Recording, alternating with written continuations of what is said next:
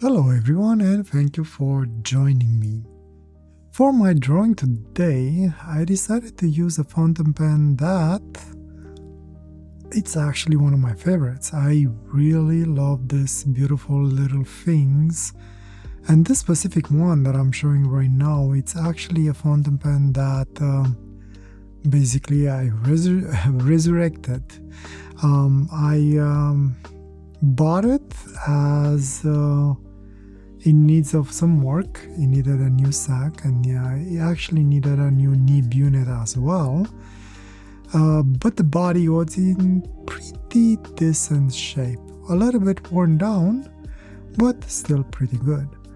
So this fountain pen specifically, I've replaced the sack and I've replaced the nib unit, which, by the way, these things do have actual nib units, and give it a very good polish and pretty much end up with the fountain pen that you see in front of you. These fountain pens, specifically the lever action fountain pens, are my favorite fountain pens. I know not a lot of people will probably love them or like them, but these are definitely my favorite ones. I don't know why. I always enjoy using that lever to fill up the fountain pens, and I always found it very stylish, in my opinion at least. I do have a couple of SJs, Esterbrook SJ fountain pens. I have a red, I have a gray, I have a green, and I do have two of the bigger versions in black and I believe maybe gray, I don't remember exactly. But today I wanted to use this blue one, which I never used it. I worked on it, I've resurrected it as I mentioned, and but I never actually had a chance to use it. So here it is today, using the Esterbrook SJ in blue. I believe it has a specific name for the blue, but I don't remember it. As a fun thing, I actually wanted to fill it up with a blue ink as well. Unfortunately, the Waterman inks that I have, I only have purple, green, and black. And since purple is the closest color to blue, I decided to just go with the purple. Really weird and odd that I don't have a blue from Waterman, but I guess this is something that I need to add on my list to do, or to buy, better said.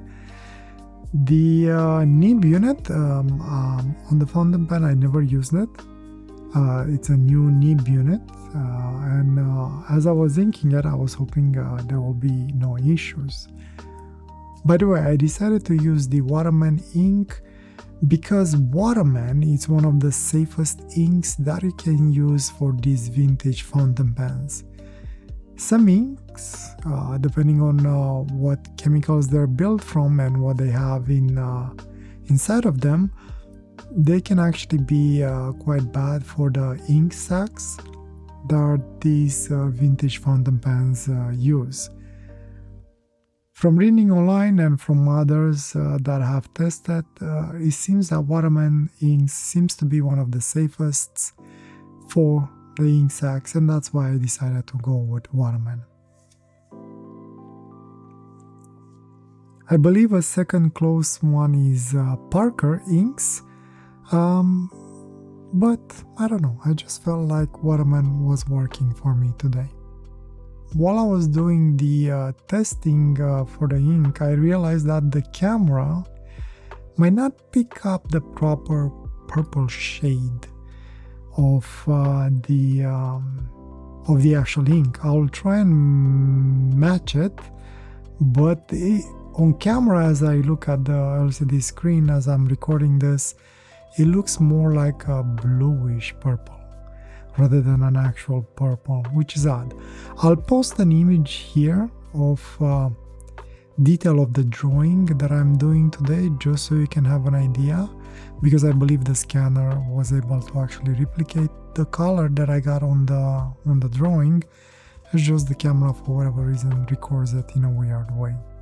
Put the ink aside, writing with it, it's actually very pleasant. These fountain pens, the SJ models, they tend to be more of a pocket fountain pen. So if you use them unposted and you have a larger hand like I do, they might be a little bit of a chore to use. However, they do pose beautifully. And once you post them, they are pretty much the perfect size in your hand. One thing that you might not like probably is the girth. They might be a little bit too thin, but if that's the issue, then probably you want to look more into the larger model, which they tend to be a little bit thicker and use the same nib units. Inking it, it's actually very simple, at least in my perspective. The way I tend to do it is basically I fill it up until I don't hear any more bubbles coming out of it. Simple, just put down the lever, let it go back, keep it in the ink bottle for 3-5 seconds, and then do it again until, like I mentioned, you hear no bubbles. Very simple to fill up in my perspective. About the drawing for today, this was another random drawing that I did. It evolved in different things as I was drawing and putting lines on the paper. I was looking for a shape, overall shape, just to fill in as an idea. Again, I started with nothing in my head, just drawing lines on the paper, and basically based on what I was seeing as I was drawing, all kind of different shapes appeared in front of me, and I kind of went around and bounced around until, I had a very interesting drawing. I don't know again what it is, but as I was drawing it, like I said, this drawing had a lot of stages of evolution. First, I've seen it as some sort of a being that was blowing clouds or air out of their mouth, and then it kind of evolved into something that actually have things coming out of its mouth. So it is a monster, I guess. That's what would you call it. It's definitely a monster in its own way. Still kind of a woody texture maybe, or maybe like a fleshy texture. I tried to separate the face and whatever comes out of its mouth to have more of a fleshy feel to it, while the hair and everything around the face and the eyes has more of a, again, hairy, organic, wood kind of a structure to it. The drawing took me quite a lot of time actually. I filled up my 128 gigabytes card. I usually record in 4K, and I post the videos in 4K in case you didn't realize that yet. And I filled up my card. I had to stop, take a break, download the videos, and then record again. So the video in itself, or the drawing in itself, it took me somewhere around 3 to 4 hours to complete. And even so, I didn't really went into much detail. I mean, like the overall shape and the overall being and the mouth and whatever comes out of its mouth, it's as detailed as it can be based on what the ink and the fountain pen and the paper allow me to do. But as you'll see, kind of fades away, so it kind of lets your mind complete the rest of the picture. The hair turned out pretty interesting actually. Reminds me of what is it called? Mullets? I believe that's a mullet, right? So I guess this scary thing, if it's scary in any way, has a mullet. Business in front, party in the back, basically. One thing that I can say for sure is that I actually really, really love drawing with this fountain pen. And the pen and the nib was perfect. The ink was just as perfect as well. It allowed me to slowly build up values and shape as I was overlapping lines. One interesting thing about these fountain pens and their nib units, most of them, as far as I know, they are untipped nibs. I'm not sure if all of them are, and I don't know which one exactly they are, but I believe that most of them, they have like the metal part actually turn over or something like that, or bend it in order to give you that tip kind of a look. But the material, at least on most of them, it's the same as the rest of the nib unit. This one in particularly is the 9556 nib unit model.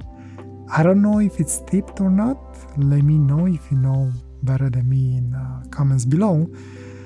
But on this cotton paper that I have, perform exceptionally well, especially combined with this ink. I don't know if any other ink that I would have put in it would have performed the same, but this fountain pen with this nib unit with this ink performed exactly as I wanted it to be on this paper.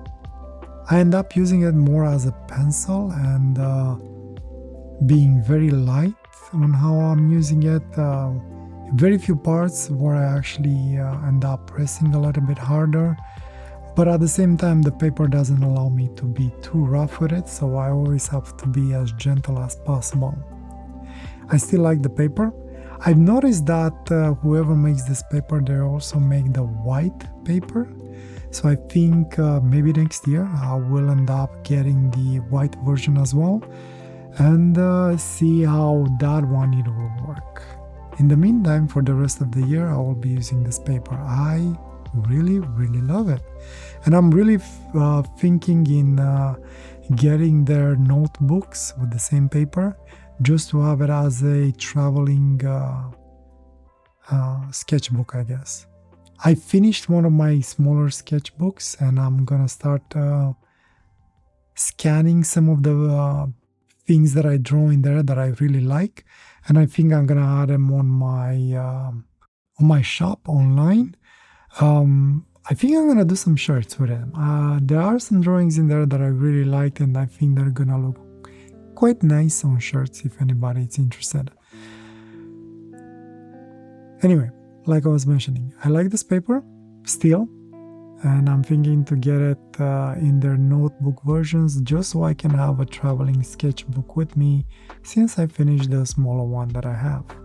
I'm not sure how long this video is gonna be. I think I've been talking for like 15-16 minutes now, and I guess maybe I should stop talking and let you enjoy the rest of the scribble, whatever it's left out of the time-lapse. And hopefully I'll see you next week with another interesting drawing. I don't know what fountain pen I'll be bringing over, but it doesn't matter in the end. The drawing is the essential part. The fountain pen is just a tool that I enjoy using. Anyway, thank you for joining me today. Hope I'll see you next time. And I wish you a wonderful day or night, wherever you are. Take care. Bye.